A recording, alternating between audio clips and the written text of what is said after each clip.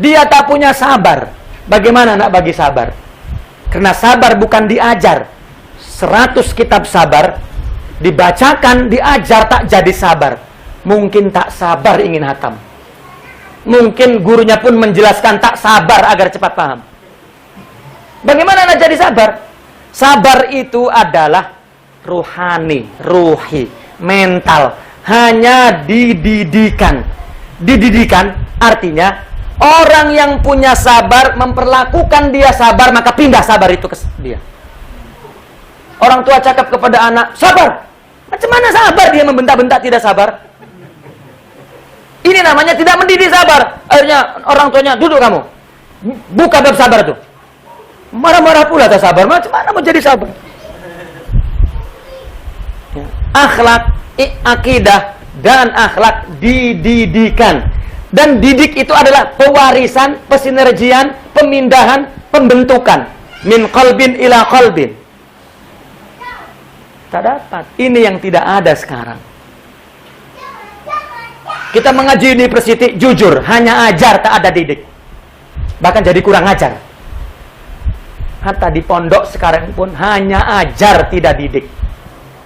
Buktinya, dulu tuan guru dulu ahli ajar dan ahli didik. Ada murid bersama tuan guru, tak mengaji pun, artinya tadi ajar pun.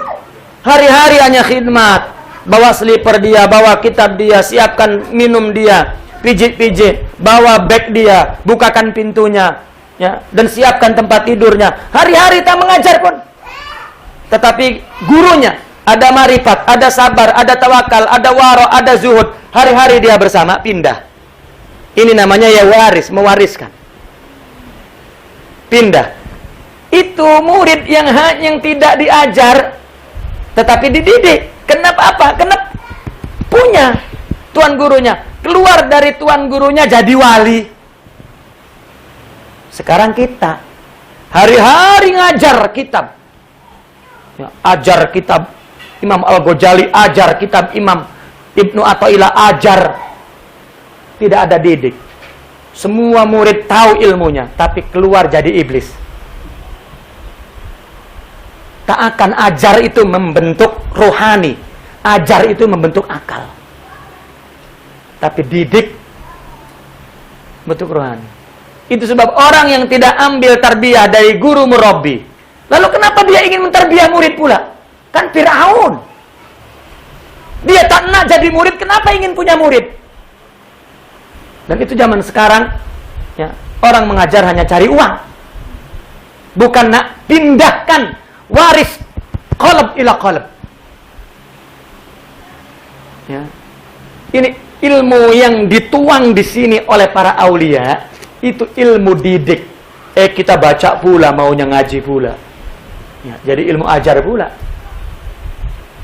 Tidak ilmu didik. Ya. Apabila orang dah dapat ilmu, dah dapat didik, dah dapat ajar, dah dapat didik, baru amalnya betul. Sekarang hanya amal dari ajar, bukan dari didik. Sholat tapi gibah. Berjuang Islam tapi mengata. Ya. Mendirikan daulah tapi menghancurkan hati manusia.